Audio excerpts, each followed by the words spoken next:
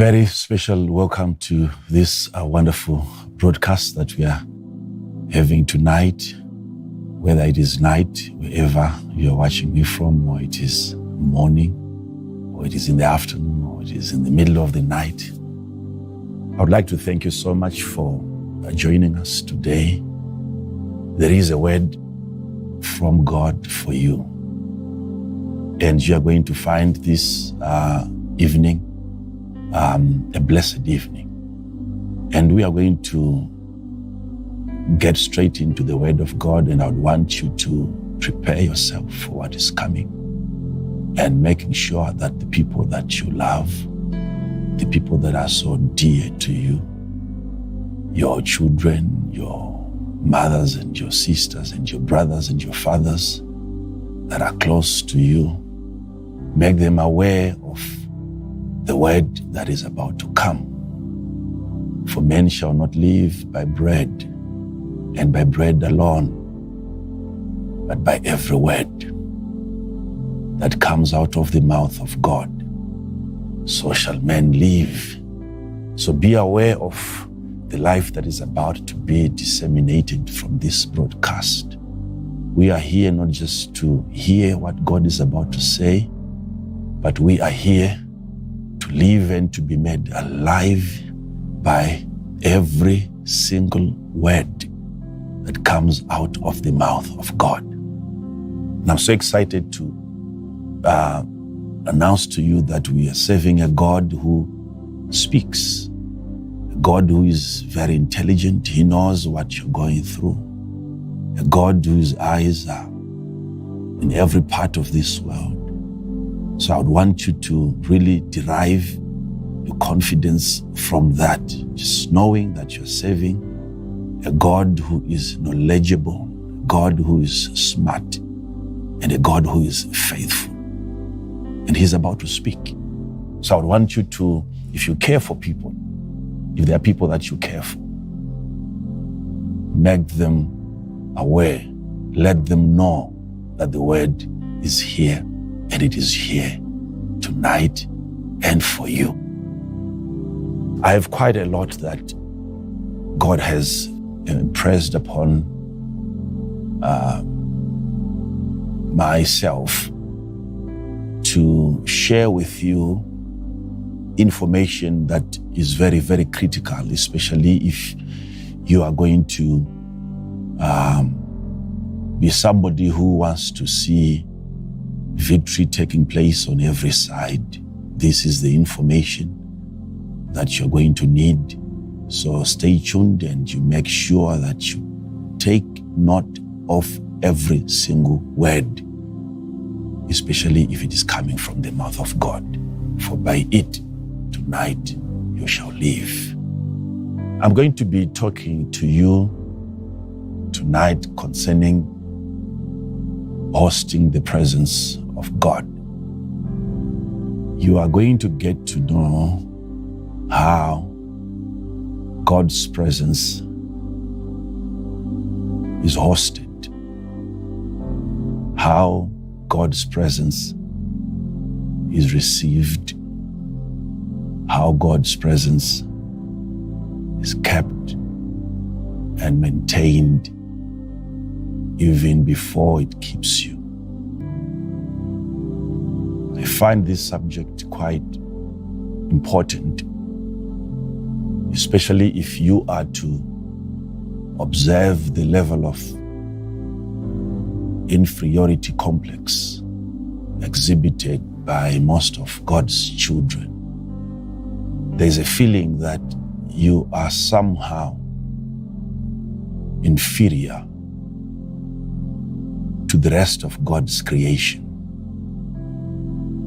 And yet of all of God's creation, you are that peculiar creation that has been privileged to host the creator of the creation. You have God within you. There is a lot that you're going to learn tonight concerning the presence of God that you carry, that you have, and how you can derive your victories from that knowing that awareness of the presence of God, and you can never be defeated. That can become your ammunition, your support, your shield. And you are guaranteed of victories every time you go out and you wrestle against forces.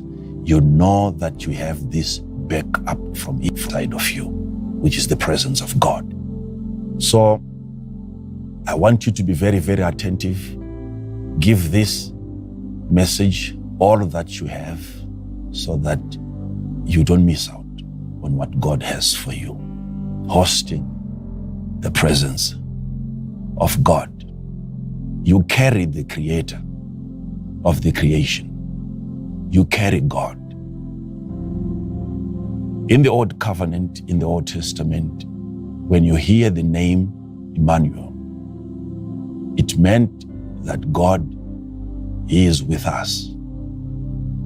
But right after the cross, the same name means that God is in us. So there is a God with us, around us, in our environment, and there is God in us, where we become God's own environment. He's in us. This you'll find that it's not just information that you can come across and you get to know, and then it improves your mental capacity, or maybe you add to the information that you had in the past knowing this. No, this, you derive strength from this kind of knowledge. I want God's children tonight to hear what God is about to say concerning His presence in them. His presence in them and what you can do tonight with that same presence of God. It is so important that you become aware of where God is currently situated, so that we can correct the wrong imagination that you have when you are praying to a God that you believe to be in heaven. Be aware of where God is. He was once with us, but now in us. To do what? What becomes of you when God finally finds His way into you and you have Him? What becomes of you having the presence of God? So I want you to follow, because this is very, very critical.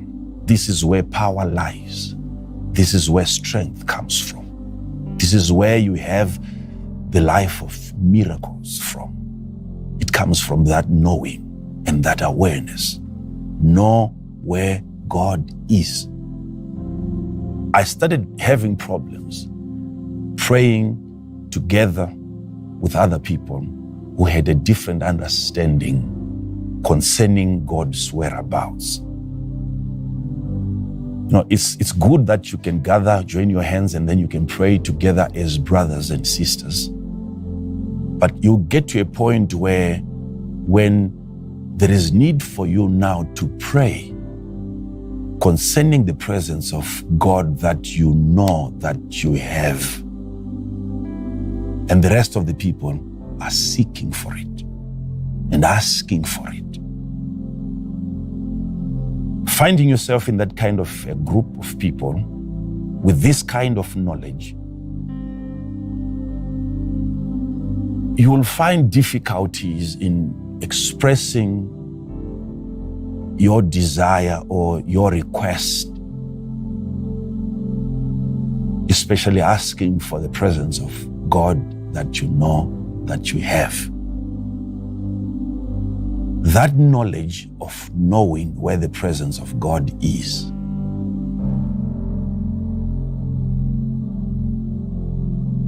will result in you not being able to properly know how to pray for that presence of God, because now you are aware of where the presence of God is. You have to be aware of where God is. So take note of where I'm going. It's not just so that you know where God is currently situated. It is what you can then do with that presence of God. I can share with you many things that I've been able to achieve that I know, had it not been for the presence of God in my life, I wouldn't have made it. It's just by that presence of God that you can be able to do certain things. There are things that you are capable of doing as a human being created by God to do such things. And there are things that only the God in a man can do.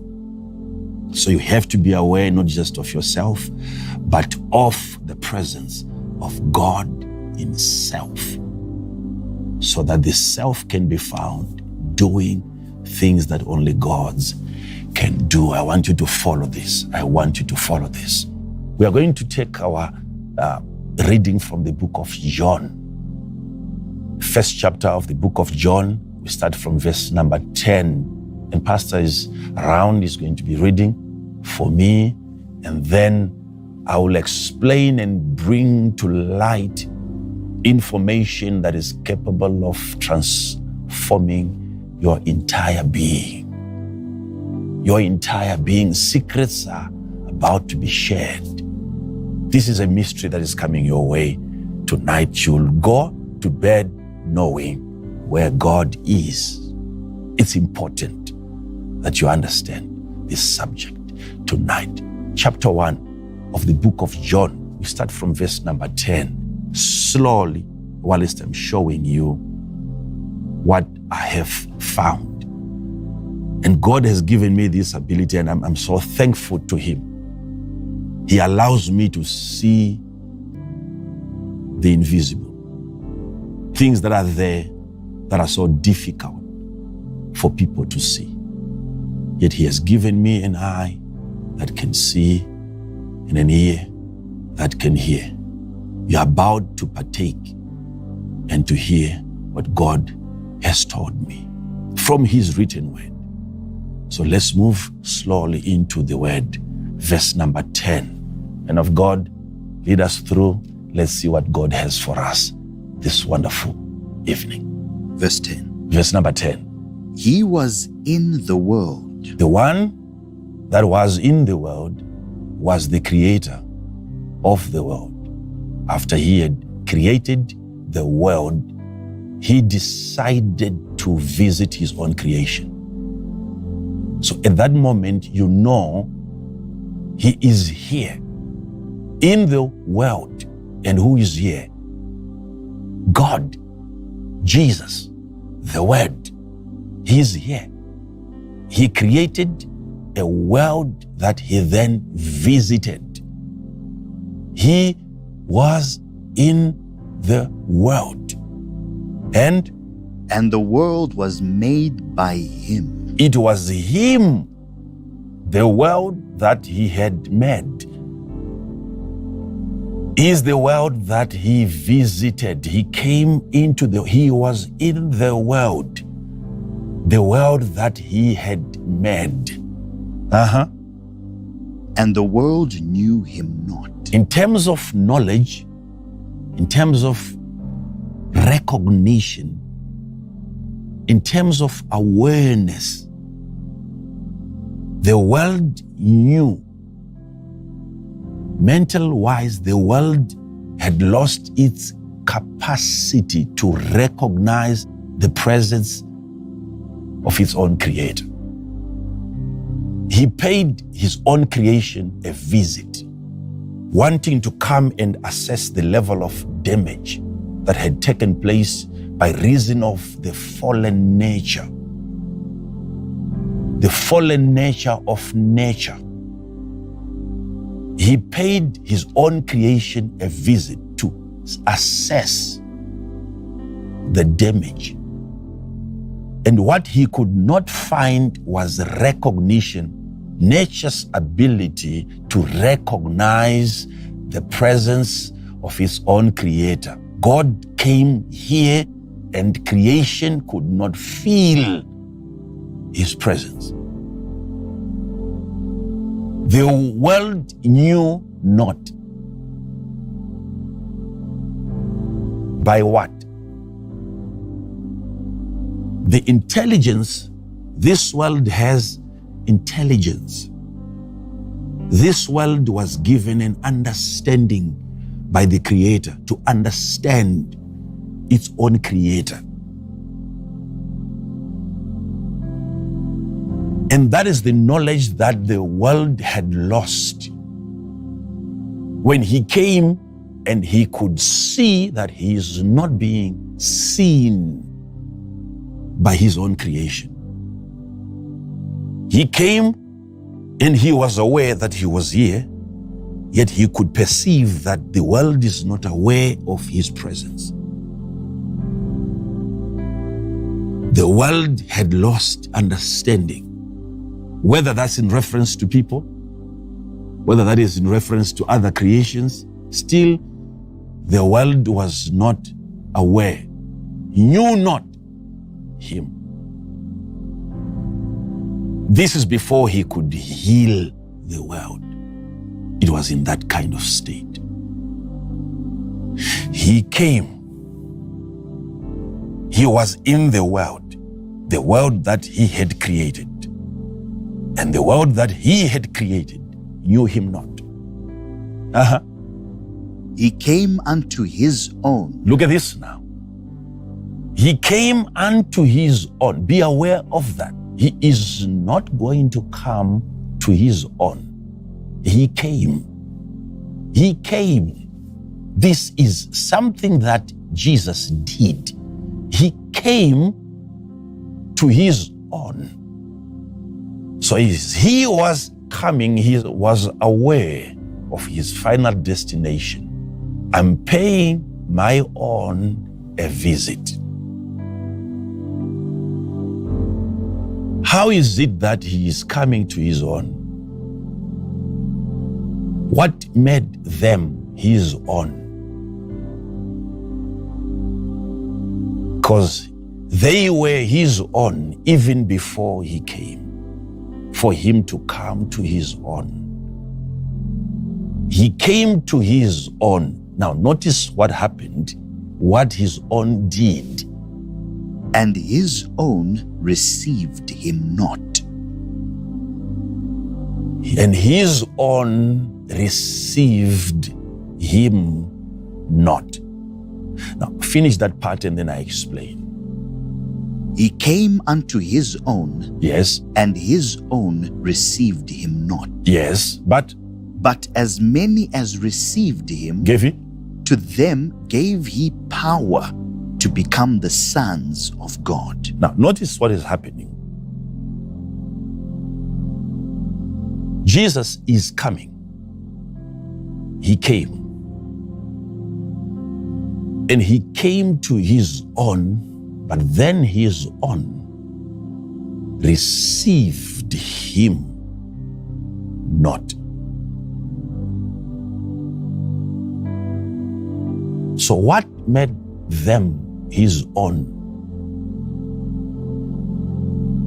Probably this is just in reference to them being the Jews. And the Jews received him not.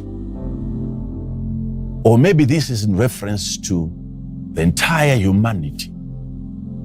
His own, still his own, received him not.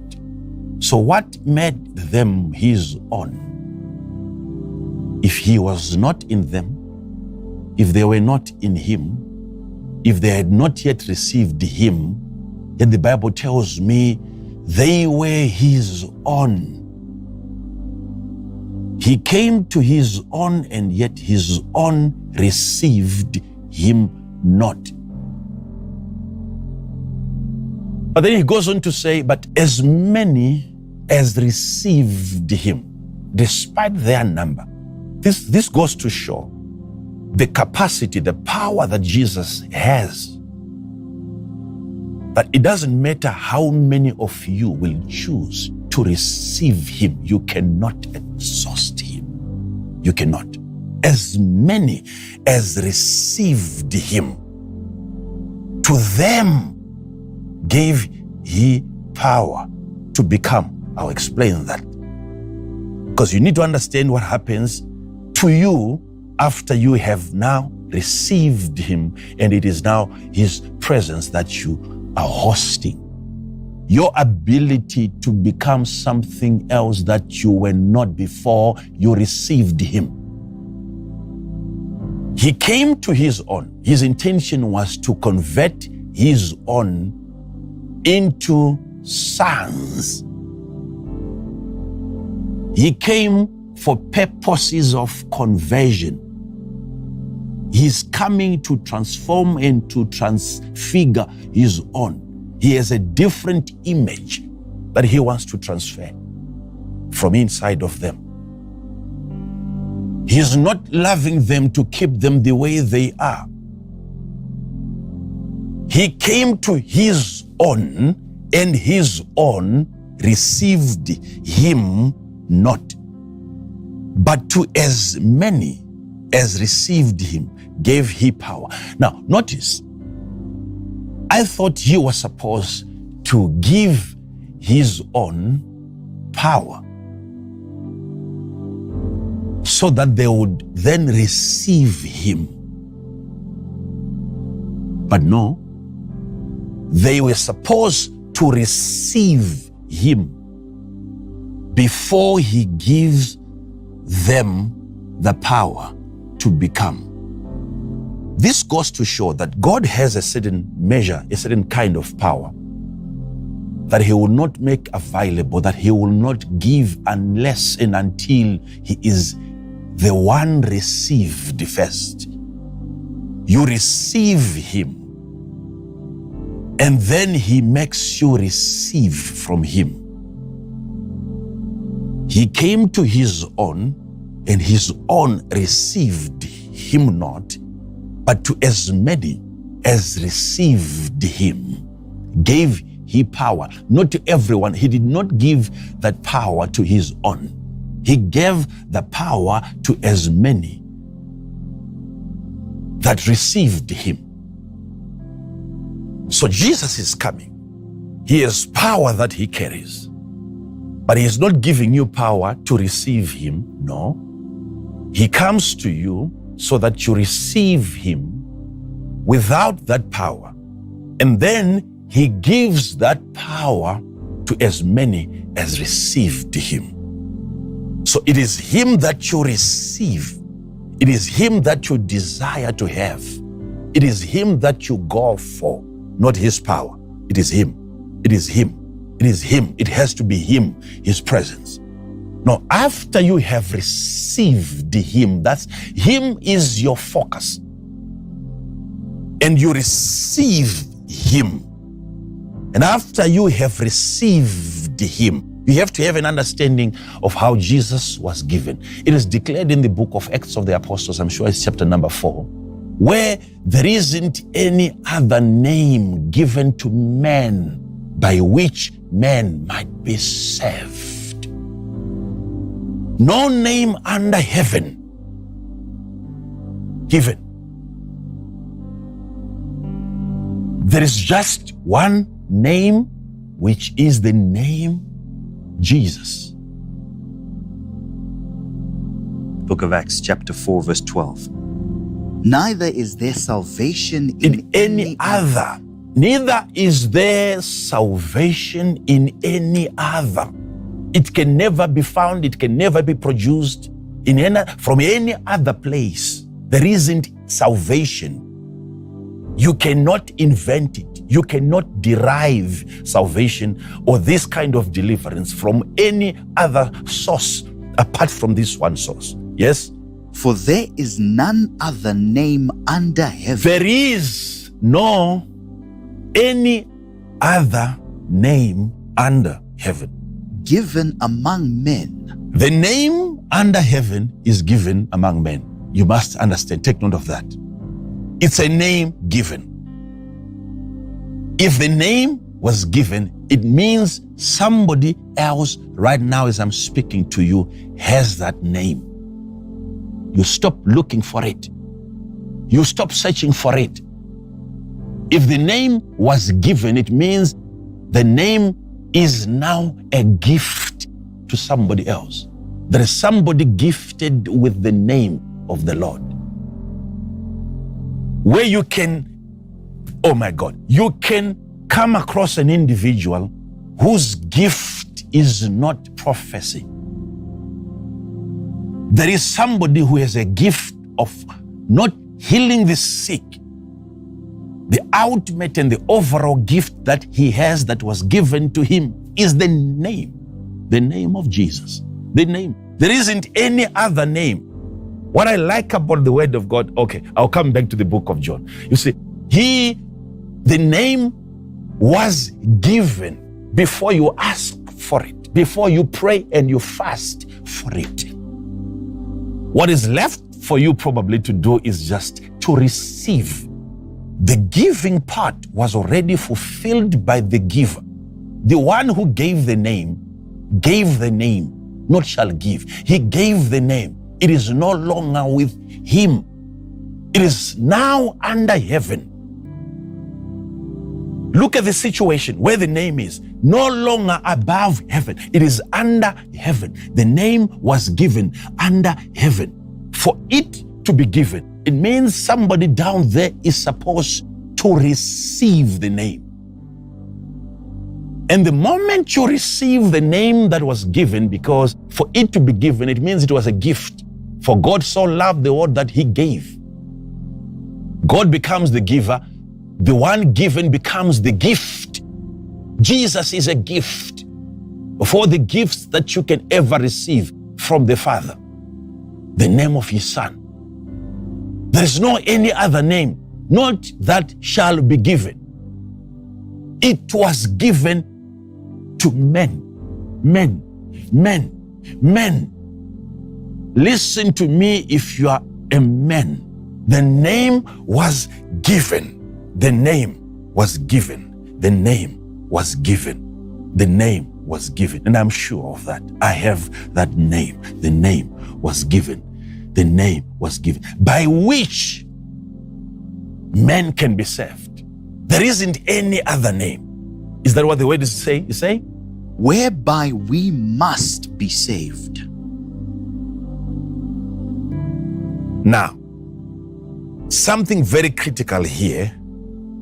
He's not saying there isn't any other name. There are several other names available under heaven. But there is only one name given. The problem with every other name that isn't given is that the name that is not given is not capable of giving. If you are interested in receiving from the name, you make sure the name that you receive from is the name given. It's only the name given that can give salvation. Every other name, you can come across any other name. There are several other names, billions of names under heaven. The reason why those names are not capable of saving, it is because these are names that are not given. There is only one name given to men. Yet myself as a man, I was given a name. I have a name. They call me by my name, yet that name isn't Jesus. So the name that you got from your father is not capable of saving you. The name that you got from your mother cannot save you. It cannot produce the salvation, the kind of deliverance that you require. So you go back not just to the aspect of the name being given. Who gave the name? It has to be the ultimate person. if it is God who gave the name, that makes that name the most powerful name. Take note of this. There isn't any other name. What I want you to take note of, which is more important, is the idea that the name, I keep taking you back to what God has already done. It was given. The name was given. The name is right here. We have his name hosting the presence of God. Go back to book of John. Read it again from verse number 10. He was in the world, and the world was made by him. Yes. And the world knew him not. Yes. He came unto his own, and his own received him not. Yes. But as many as received him, to them gave he power to become the sons of God, even to them that believe on his name. Even to them that believe on his name. Now, let me show you something here. We need to learn from Jesus. Jesus, you know, he's the greatest in terms of strategies. He finds himself in a place and he's aware that the people here are not aware of my presence. His level of discernment is right at the far extreme. He looks at you and he knows what you're thinking. He's very smart. Learning from him, you're learning from the best place and from the best source. He had power to give. And he did not give the power so that he would be received, which is something that most people do. We have so many things to give, and you believe that by giving, you will be received.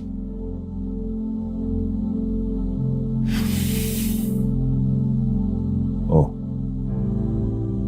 You are convinced, if you are frustrated right now, if you have been giving, and helping people a lot, you are right at the point of despair right now. Because that approach has not really given you results that you expected.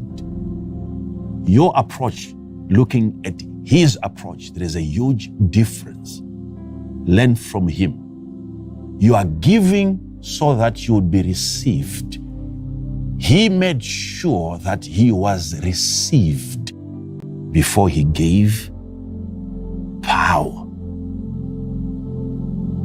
for them to then become the sons. You are convinced. People will make you keep doing what you kept on doing, what you have been doing. You still feel like, if I can give more, if I can say more, if I can spend more time with this person, if I can commit more, if I can love more, probably I'll end up getting received. Jesus came to his own. What he did was to make himself available, hoping they will recognize his arrival. So he did not force himself into them. He waited for them, his own, to receive him. And then when he was received, he opened up the package. And he said, because you got me first, you will have everything that I have brought. He gave his power. It means he is not that power. To think that his own received him, and after his own had received him, they had to wait for him to still give the power. So you can have a God inside of you who has everything that you don't have. Okay, let me try to rephrase this. You can have God inside of you, and inside of that God is everything. And yet everything that is inside of that God, you don't have. Jesus has the power for you to become a son. Then you receive him. And by receiving him, it wasn't that power that you received. Until Jesus, that they received, decided to give them the power to become the sons. Jesus was given and he had to be received. And now the ones that have received him must learn to receive from him. Knowing how to receive from him. You have received him. All of you that are born again, you are born again. What makes you born again? You have received him, yet you are yet to receive from him. You are yet to receive from him.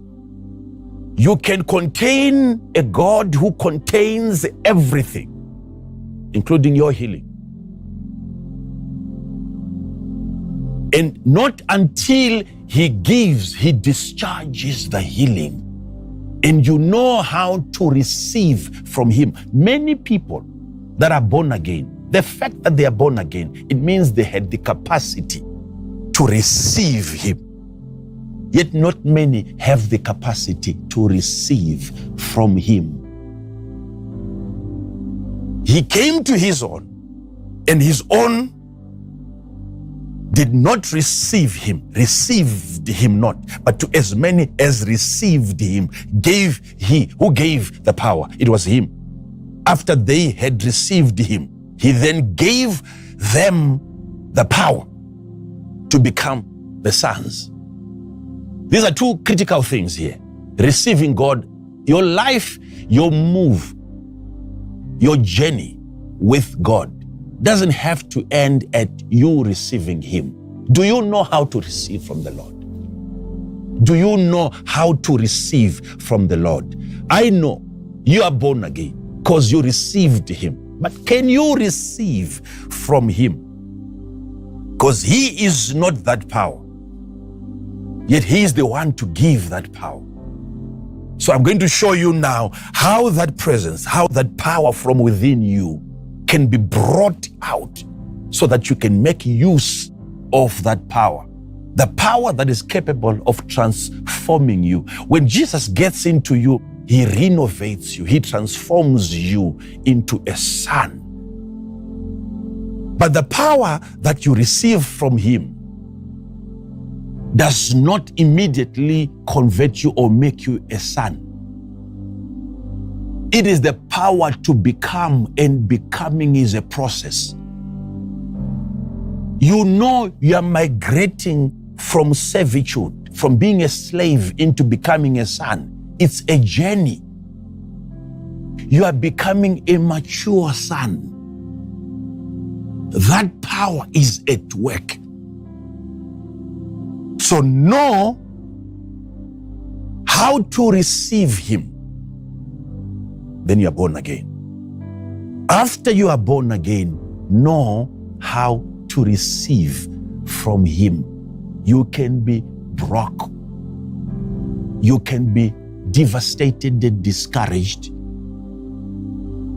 Yet you are born again. You have him. Don't question his presence. You have him. That's the mistake you make. Every time you fall into temptations and every time you experience defeat, you question his presence. You think things are happening around you because he's not there. He is there. Receiving him and receiving from him, two different things. Do you know how to receive from him? To as many as received him, he gave the power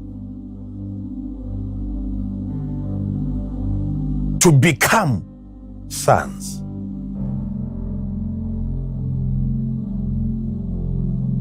Hear this.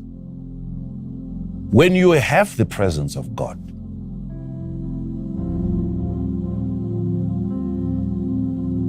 look at this. When you pray, those moments, you feel like, I have to pray. And by praying, you know that you are talking to God. And I'm aware that you are aware of a superior personality, more powerful than yourself. This is what really gives you confidence to open your mouth in the presence of no one else. And it's as though you have lost your mind. You are speaking whilst you're all by yourself. You are aware of a God in existence, capable of hearing. He has hearing abilities. That's why you speak. And something tells you that he understands your language. There's something that tells you he hears me. All that is right, all that is correct. There's something that is wrong that needs to be corrected. If we are to get into your understanding of the position of that God that you're talking to, really investigating, looking into your imagination, let's find where that God is situated while it's in prayer, talking to him. Where is that God in your mind, in your understanding? It is most likely that that God has been put in a place where he doesn't belong. And what placed him there was wrong information. A wrong teaching is capable of creating a place that is non-existent. And God can be put in that wrong place. And whilst you are praying, you are deriving imaginations from doctrines that are not consistent with God's word. Your eyes closed, your mouth open. You have a picture of a God who is in heaven listening to you. As spiritual as that might sound, wrong information can create a wrong place for you. And the most dangerous thing is that that wrong information might actually create a wrong God. And he puts him in a wrong place. We have to correct that imagination.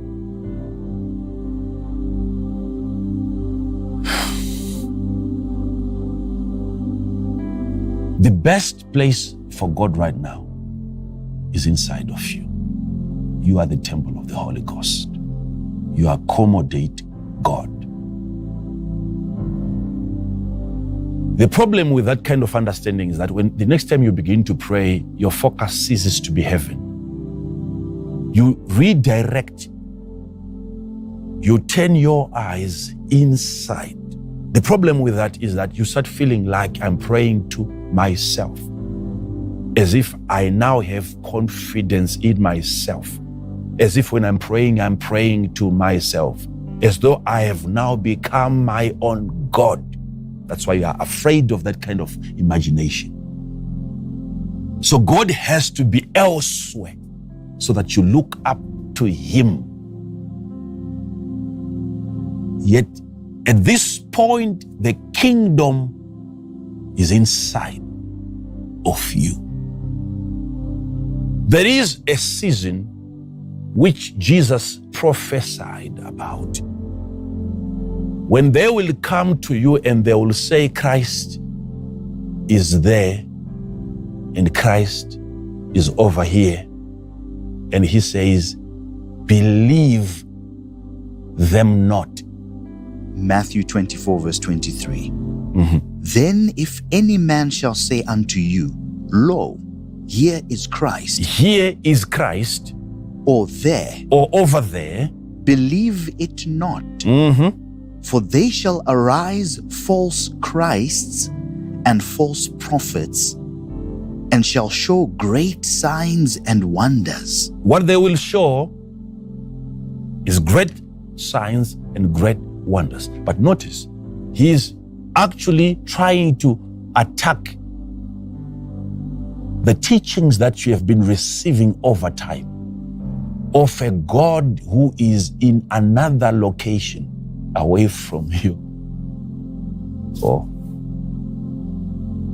I said, as spiritual as that might sound, a finger that points up to the heavens and you are being told, lo, behold, he is there, a God who is there. Believe not.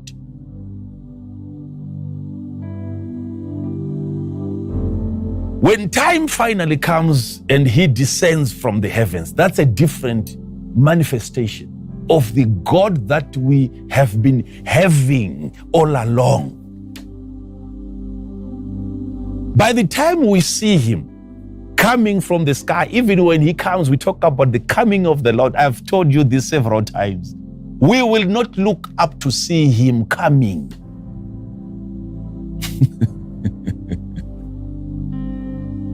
We are seated in Christ Jesus in heavenly places. When he comes, the second time, we are coming with him. They will have to look up and see him. While they are seeing him, they are seeing all of us.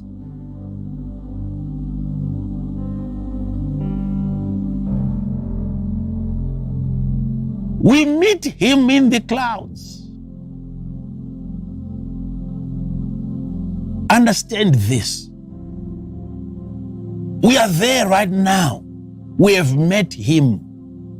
We are seated in heavenly places in him right now. So what is he saying? These are two groups of people. To a person without God, you can say, yes, God is over there. That's true. But to you, to this particular group of people that Jesus was talking to, as for you, because he knows that soon he's going to be in them and they're going to be in him. That's new birth. At that point, stop believing that he is outside. You find him in a different location. Don't believe that that is Christ. The only true Christ has to be found in you. Follow what I'm saying. Follow what I'm saying. Now, to as many as believed him, gave he power to become son. So what do you learn from that point? Like I said, you have given people gifts so that they would receive you, instead of them receiving you so that you would give them gifts. He was received and then he gave them power to become sons. Stop moving around, investing in people with the hope that eventually you will be the one to be received. They will keep receiving from you and not receive you. People are that bad. They saw Joseph coming and they hated him. Yet the bread that he was carrying, they were ready to receive. They took it from him. What did they do with him? They disposed him. So they will never receive you based on what you give. You have to become the first gift that they receive before they can receive from you. A powerful principle. A powerful principle. Find out people in your life that have received you and then invest in them. Learn from the best. Jesus is the greatest. Hosting the presence of God. Hosting the presence. What can I do with the presence of God? What can I do with this presence of God? Let me show you something from the book of Luke. Luke chapter number 9 and verse number 11. I want you to see, it is very, very important for you to look at this passage of scripture from different gospels. especially from the book of Matthew. Quite interesting. It really takes time to explain the location where Jesus was at this point in time. It was in a desert place where Jesus went to, and then many people followed him from the city. Take note of that. It's very critical. I'm going to explain something very important. Now I want to show you how God's presence in a man works out wonders. All right. And the people, when they knew it, followed him. When they knew it,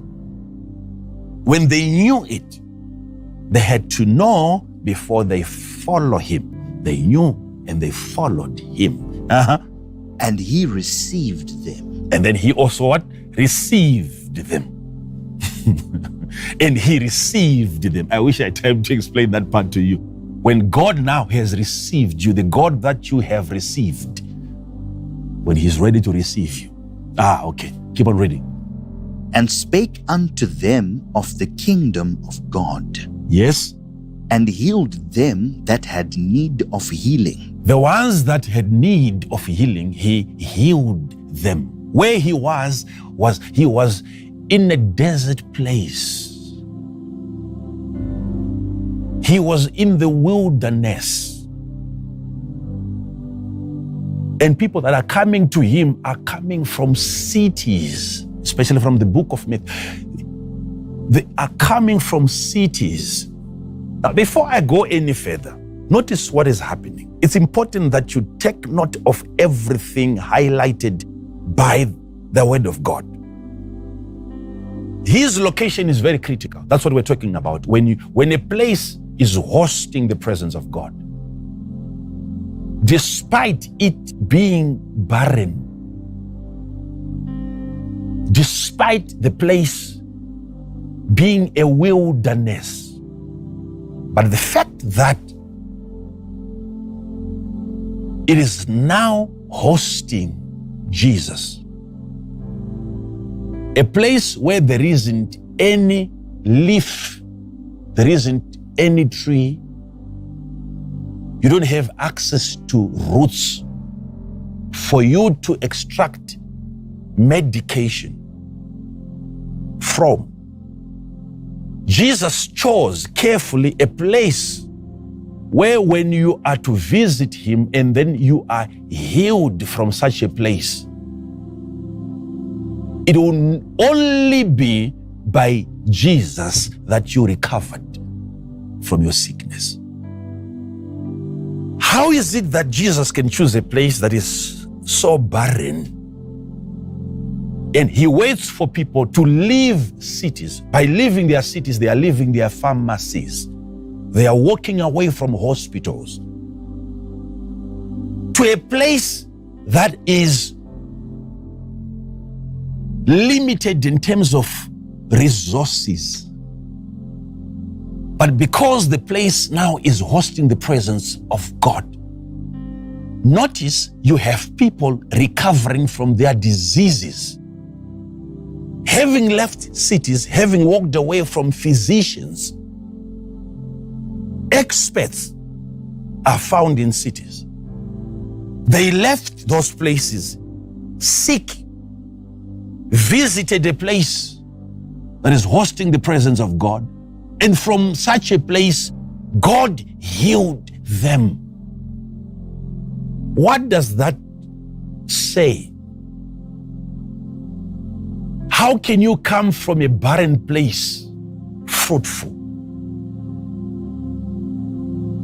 This is a message concerning what the presence of God can do. He healed them from their diseases.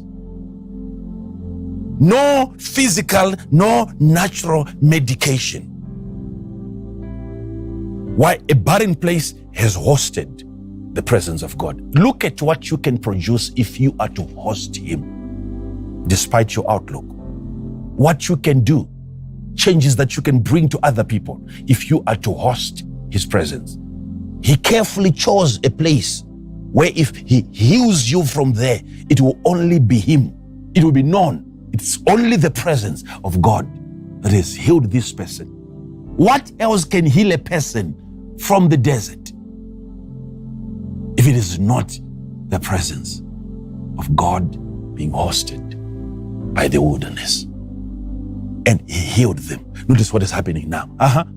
And when the day began to wear away, now when the day was fast spent, notice now, the sun is setting. And you have thousands upon thousands upon thousands of people gathered around the Creator of the universe. What is about to happen here is so amazing. Now the disciples realized that there was a crisis. The situation at this point is out of control. What do we do? Then came the 12 and said unto him. Now notice what the 12 are coming to say to the Creator of the desert. Send the multitude away, that they may go into the towns and country round about, and lodge and get victuals, for we are here in a desert place. So what they are saying, what they are telling Jesus, who knows everything, is that where we are now, Jesus, you must be aware, this is a desert place. All of them, the 12, saw it fit to come to Jesus and convince him, in case he's not aware of where he is. They said to him, behold, we are in a desert place. And we have got so many people here. And they've come here because of you. You brought them here. So you did something. You influenced these people to come. But there is something that these people are never going to have. Watch where I'm going. Just watch where I'm going. You have to send these people away. I wish you'd understand what I'm about to say now.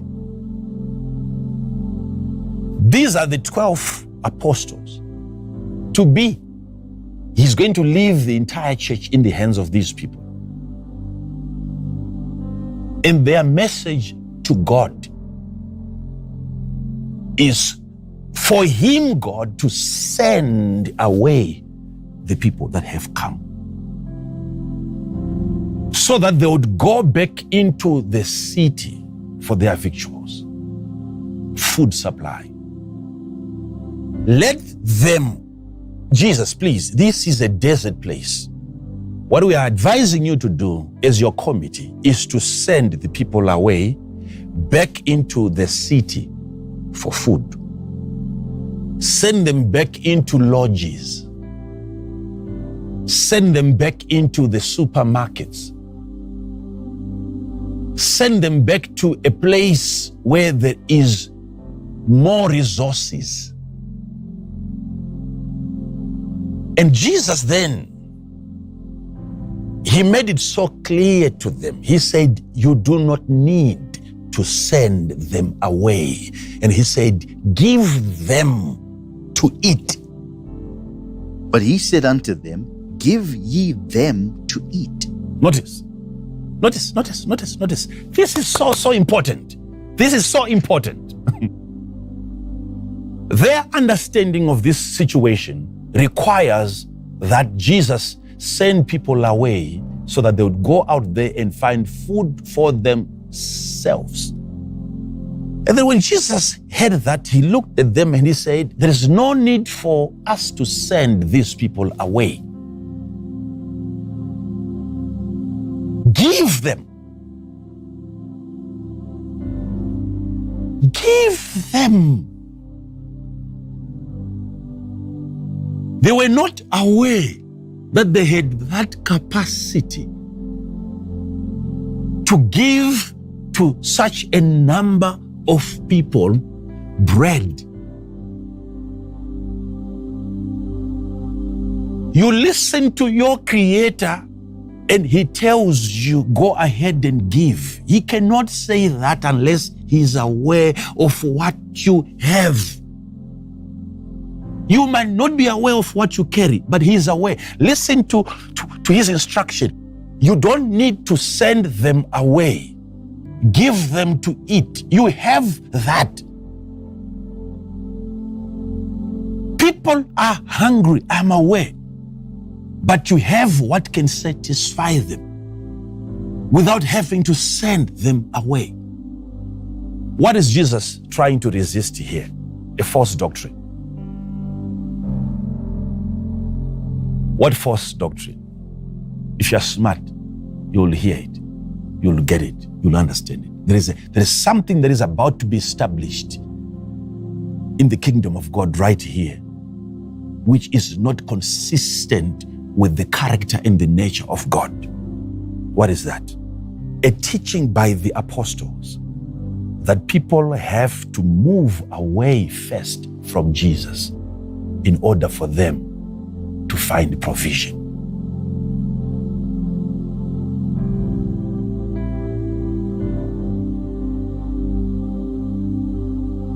A doctrine by the apostles, a doctrine by your men of God, a doctrine by your pastor, your teacher,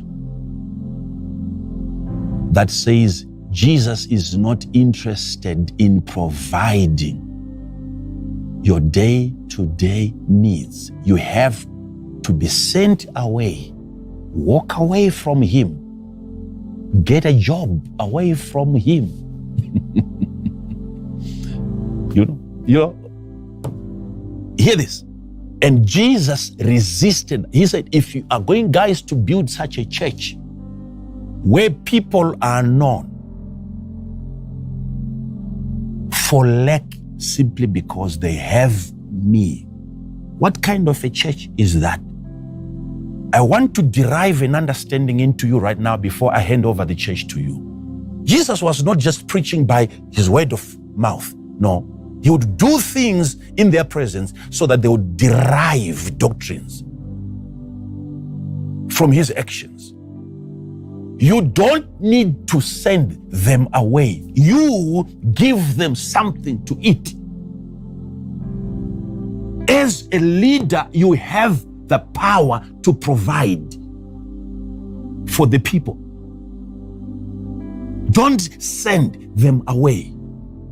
So I'm trying to get into the mind of the Christ right now, the mind of God. What is He thinking? What is He thinking? Jesus is thinking, if I allow this thing to happen, where I send people away from my presence, and eventually outside of my presence, they find bread. What is that going to tell concerning my presence?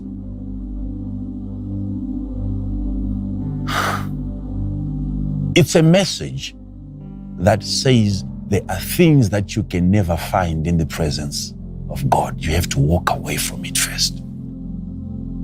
I'm trying to understand what Jesus is looking at right now. It's a situation.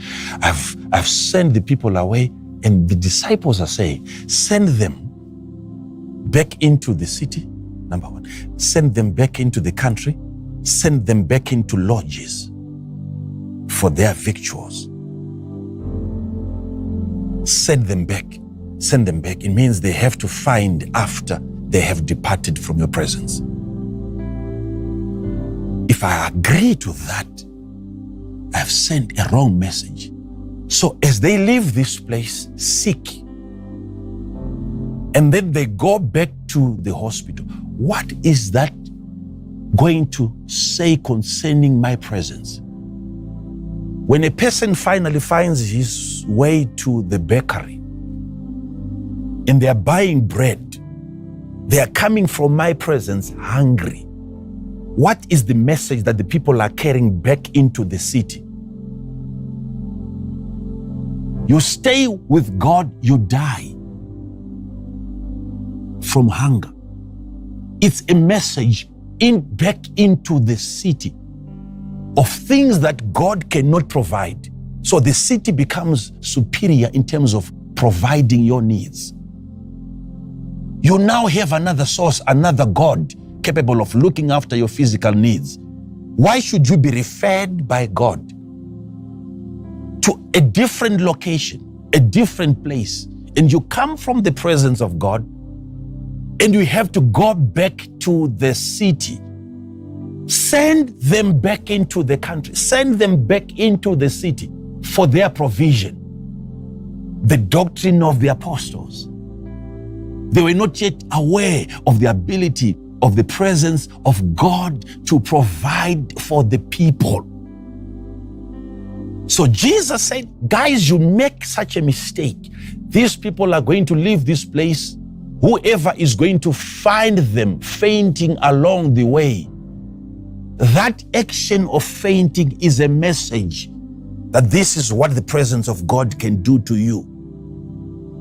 You cannot drive while it's in the presence of God. You cannot build a house while it's in the presence. This is the message that these people are going to carry back into the city. Satisfy them. And that satisfaction is going to become a message. Imagine what is going to happen when they walk back into their cities, jumping up and down and celebrating. That becomes a message of what the presence of God can do in terms of providing, even for your physical needs. Look, I have healed the sick with no medication. What makes you think that I now have to send them away? Because hunger is a disease. I can still cure them. We can heal them from hunger. We can provide for them. We want the people in the city to find people from the forest, from the desert, satisfied. It has to become a message that the city is not the source.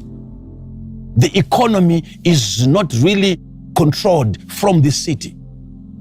From the wilderness, we can satisfy the people. Do not send the people away. Give them something to eat. Make use of me. That's what he's saying. Give them something to eat. Oh, I love the word of God. I love the word of, and I love the presence of God. Do not.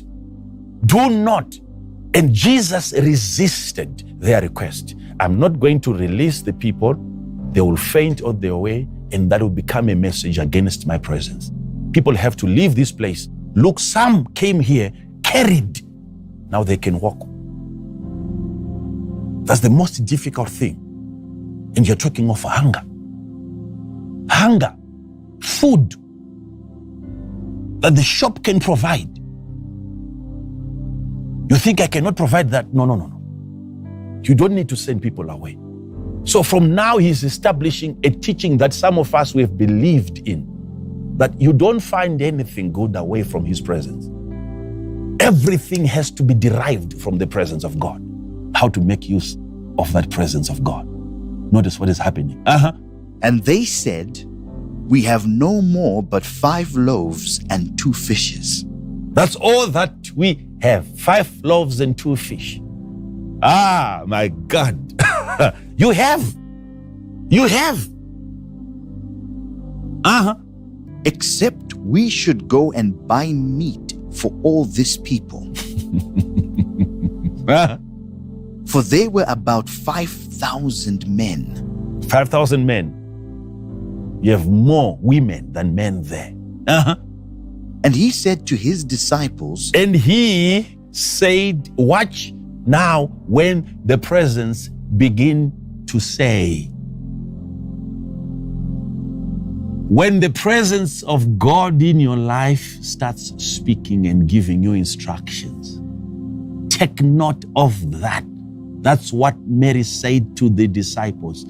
Everything he tells you to do, people, at this wedding, make sure you do as he say. Do not argue with his presence. He is here to solve your problem. If only you can listen to what he's going to say. Before he performs any miracle, I know my son, he will say, he's a speaking son. He talks. Just be careful. Just be careful. Don't argue with him. You're in a crisis. You've run out of wine. Don't worry about all that. If only you can listen to him. If only you can listen to him. If only you can hear his word tonight, you can come out of that situation. If only you can listen to him. And Jesus now is about to speak to them. And he said unto them, make them sit down by 50s in a company. Make them sit. Make them sit. It's your responsibility to make the people sit. There is something that amazes me. Some of these gospels, they were able to pick something very, very sensitive. Where the Bible says, and they were made to sit on green grass. Oh my God. This was in a desert. The book of Matthew 14, verse 19. Uh-huh. And he commanded the multitudes to sit down on the grass.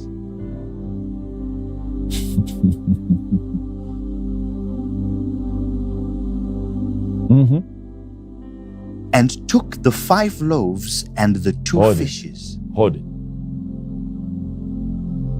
When the crowd was commanded to sit, suddenly we start hearing of where they sat. All along, we have been hearing of a different environment. It was a wilderness, a barren place. It's a desert. But when they agreed, when Jesus succeeded in making them sit,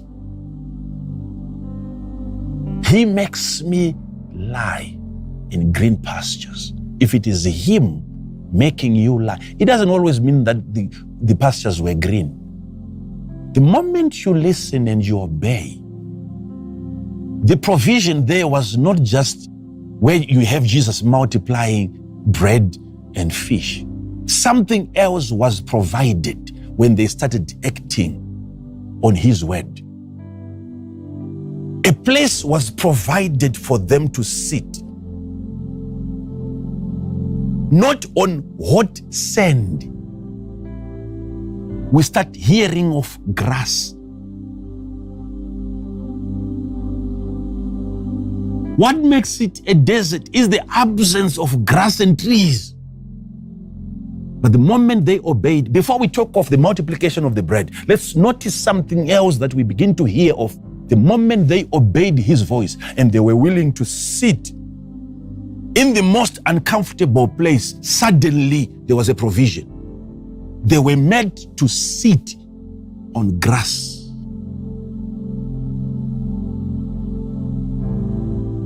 It's up to you whether you want to believe the grass was there all along. But there's something that is provided immediately when he tells you to sit, and there isn't anywhere to sit, and you obey. By the time you get to the ground, there is provision. There is your comfort.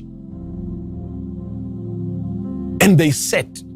Now, going back now, whilst people were in different groups and in different categories, this was after Jesus had heard that there is only 5 loaves and 2 fish. Then what happened?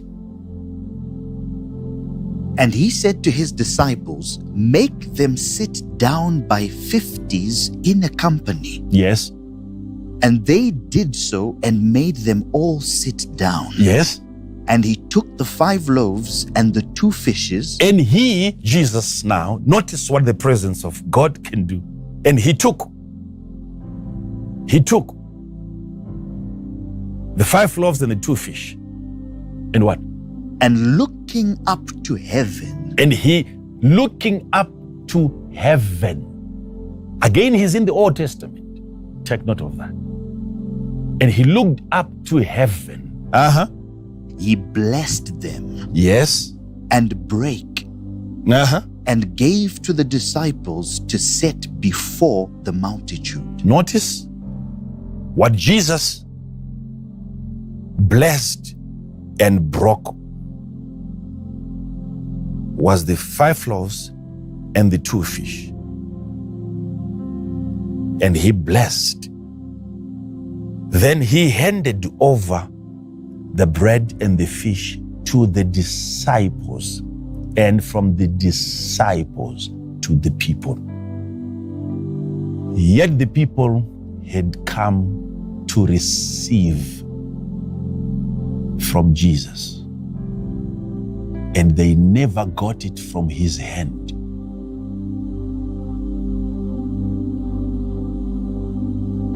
This is why nations and people are dying. What they desire to receive is no longer in the hands of God.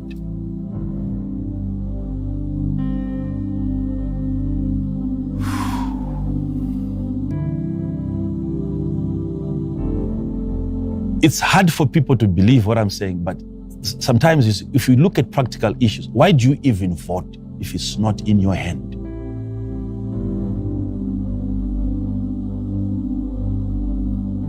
Let God do the voting and let's see what happens. The fact that you wake up early in the morning and you spend hours wanting to, it's a sign that you believe that it's now in your hand to make a decision. What does that mean? By Jesus handing over the bread to the disciples and from the disciples to the people. The diagram that is there, I have you right now. And God, Jesus, is inside of you. If anything is ever going to be multiplied by Jesus, people around you are never going to receive it from him. The presence of God inside of you will have to hand over the blessing into your hands, and people will have to receive from your hands that which is coming from God. When we lay our hands on the sick, it's as though they get the healing from our hands. Yet our hands have received from his hand. All we do is to make people sit and we wait for him who is inside of us to hand over the bread to the outward disciple. From Jesus' hand right into the hands of the disciples, and from the hands of the disciples to the multitudes. He is not interested in giving it to the people directly. He wants you to be noticed. That's why Elijah said, let it be known today that I also am your prophet. The presence of God in your life, it is not for its own recognition. It makes you relevant. People will have to invite you because that's the only way they can have access to the presence of God. Oh my God. So when you heal the sick, when you prophesy to people that are in confusion, information that you give to them that gives them direction, you got it from the presence of God inside of you. We have a Jesus who is properly seated inside of us. And whatever he blesses and he distributes, he hands it over to the outward man. And from the outward man, people can also receive. Know how that presence of God works. Know how to receive from that presence of God. Know how to receive from his hand so that they can also receive from your hand. Your hand will remain empty until it receives from his hand. Even the little they had a way of receiving the bread and handing it over to Jesus. And Jesus brought it back to their hand. And it was a different bread altogether. The little that you give to God and he gives it back to you, it's not the same. That's how we heal people. It's his power. But how come where God is, we know him to be omnipresent? They leave their houses, sick, come to the house of God, still sick, wait for the man of God to lay his hands on them, and they recover. Where was God? All the way in the bus, he was there, yet the man was still sick. Because the bread has to be handed over to the disciple.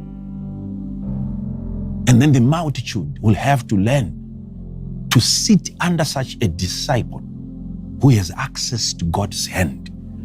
And then you can receive. Don't allow every other disciple to make you sit. It has to be a disciple who hears instructions from God. He's asking you to sit because he has been asked to ask you to sit. You obey such a man, sooner or later, you'll start receiving from his hand. Some, they prefer walking away from all men of God available, and they believe if I pray by myself, I will get it directly from him. You will pray for the rest of your life. Because what you're asking God to give has already been given.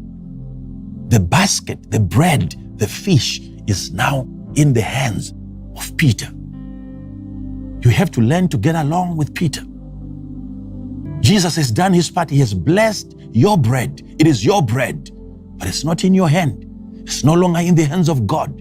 It is in the hands of Peter. Allow him to give you instructions when it comes to settling down. Take it easy. Don't be running up and down from one church to another. Sit down. The longer you sit, very soon, we'll be hearing of green grass. Sit. And then you don't give bread to those standing. Again, another principle. As long as they are standing, they are up to something. Give bread to the ones seated. If you realize they are there to stay, don't perform a miracle the day they arrive. There are blessings from God that you can only receive after you have stayed. Blessed is the man. If you are rooted, if your roots are down there, if you are planted in the house of the Lord, you will bring forth fruit. You have to be established. You have to be established in the house of God. And I will dwell in the house of the Lord forever. You're there to stay. And when you are seen by such a disciple who is carrying bread, seated, bread is coming to you. All these are principles. Could it be because you are standing but you're not receiving? Could it be because you are loitering around in the presence of God? Stay there. Don't have another plan. The presence of God has to be your last strategy. If I cannot get it here, I cannot get it from the shop. If I cannot get it here, I cannot get it from the city. Allow me to make you sit. Then you can receive. There are many people receiving today. But I want you to understand something so critical.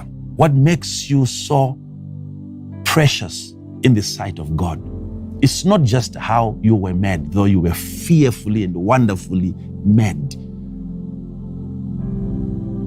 You know, the reason why, if you study the book of 2 Corinthians chapter number 4, talking about treasure. But we have this treasure. But we shall have. We have. We shall have. We have. Knowing that you have it. That's power. That strength, that knowledge is so potent. Knowing that we have, not we shall have. What does he say? But we have this. But we have this. He is really pointing at it. We have what? We have this treasure. Where? In earthen vessels. Where is the treasure? Earthen vessels. Where is the treasure? Earthen vessels. Where is the treasure? Earthen vessels. Stop right there. The presence of God, Jesus in you, is the treasure. Though the vessel is earthen, but what you carry, what you contain is a treasure, which means your increase in value. You cease to be an average person who is earthly. An interesting observation that I've made when it comes to mining, which is the extraction of minerals from the earth. You know, when you have a rock,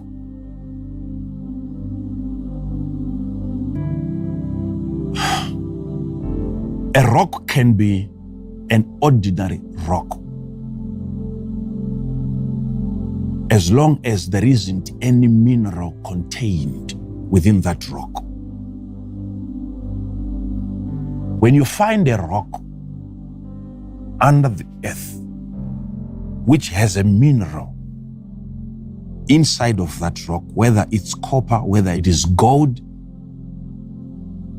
whether it is platinum, whether it is antimony, whatever mineral that you find inside of a rock, the name of that rock changes immediately at the arrival of the mineral. It becomes a new creation.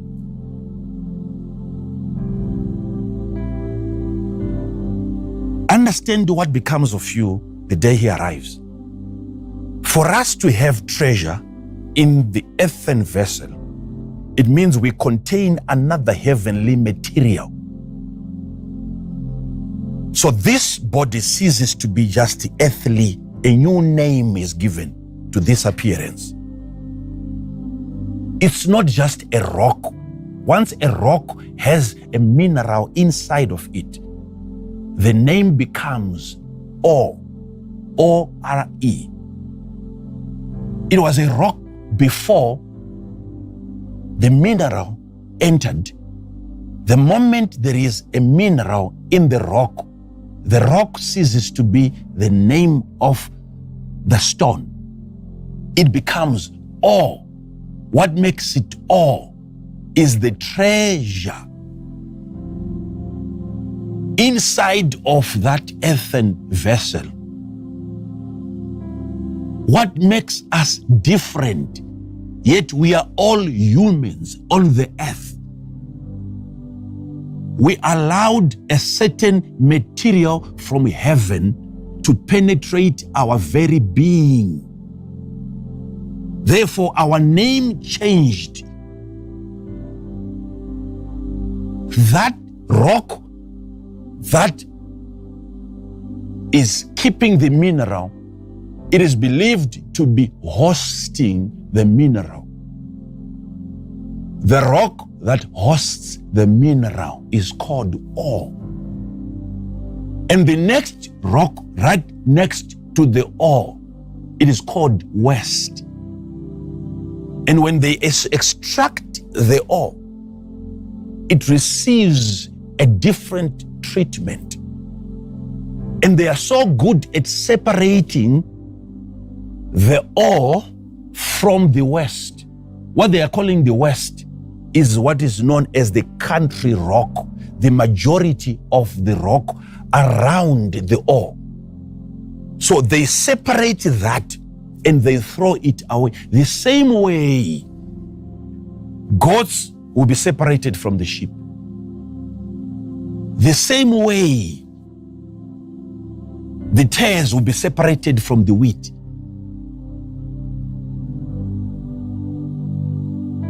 What gives value to a child of God is the treasure that he contains, which is the presence of God. What brought the mineral into that stone? The stone was the same. Maybe it was granite. All of it was granite before. So what made that other granite to become new creation? It is the material. They call it the permeability of the rock. When there was pressure from the earth's crust and liquids were being formed and pressurized from the earth. When the earth was sort of like squeezed,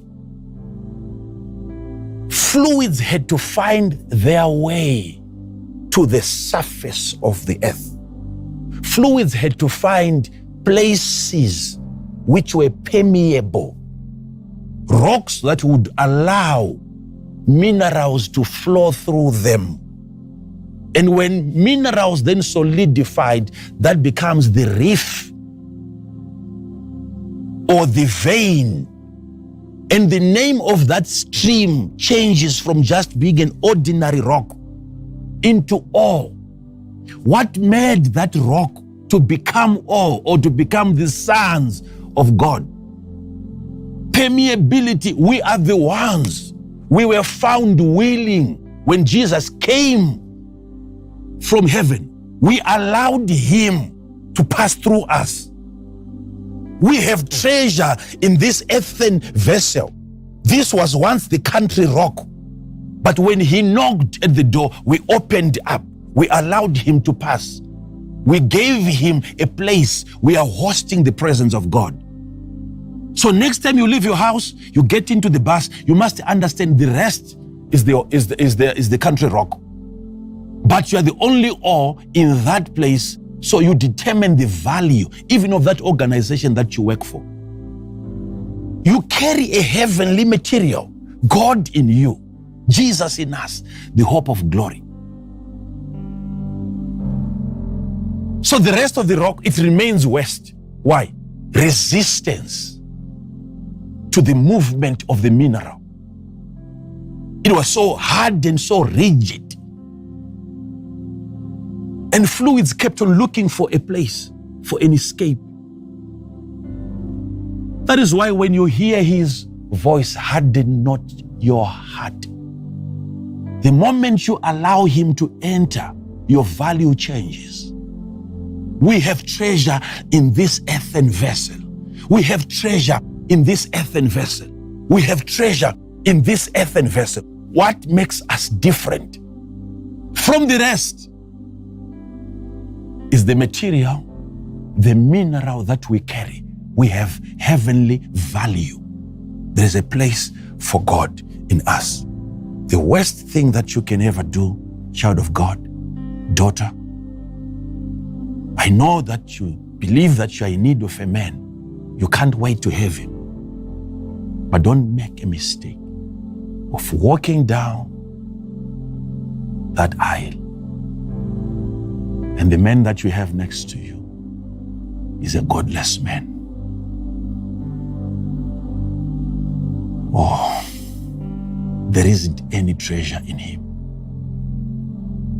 With how God has made it so easy for him to be found, how can you dare, how dare can you find a man who has not yet found God?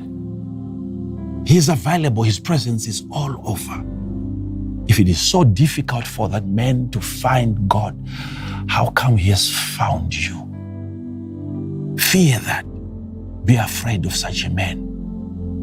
They are all over the place, but you are the ore, because you contain a material that came from heaven. As for the rock on the ground, minerals came from the ground. As for us, a mineral came from heaven. Heavenly material, the best that God had, he gave. And as many as received him, to them gave he power to become. Our value is never the same. You get born again for the sake of better value, not just so that you go to heaven. Heaven has come into you. He's in us. He's here right now. So it is important that you make use of that presence of God. Next time you pray, don't make heaven your focus. He's inside of you. You'll tell him, this is what I am asking you to do. And in most cases, before he does it for you, you will find yourself doing it for yourself. He will transfer the power, the bread, the fish into your hands. Suddenly, that which you didn't know, you find yourself knowing. And you're wondering, how come I told God to rescue me out of this situation? Instead of him coming to rescue me, he gave me the power, the strategy, the knowledge, the intelligence to escape the trap of the enemy. That's how you will know he works from inside of you, according to the power that works within us. It's within us. God is in us. When a person comes to you and is asking you, where is God? Tell him, he is in me. He's here. What is it that you want? Joseph had that confidence. He said, who else can interpret dreams except God? Go ahead and tell me your dream. That's what he said. No one can interpret dreams except God, so tell me. He understood where God was, especially if we had such people with such confidence in the old covenant. How about now? God is in us. You can now do exploits.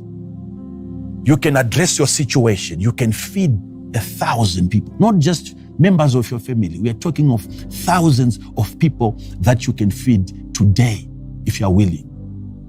Just pay attention to what the presence of God is saying. So many things are being transferred right now from the hands of God into your hands and from your hands into the hands of the people. Be ready to be used by the presence of God that you host. I know I've taken much of your time. Thank you so much for tuning in. Until we meet again, may God bless you. May he cause his face to shine upon you. May he be gracious to you, and may he give you peace. Until then, I love you, and stay blessed. And good night.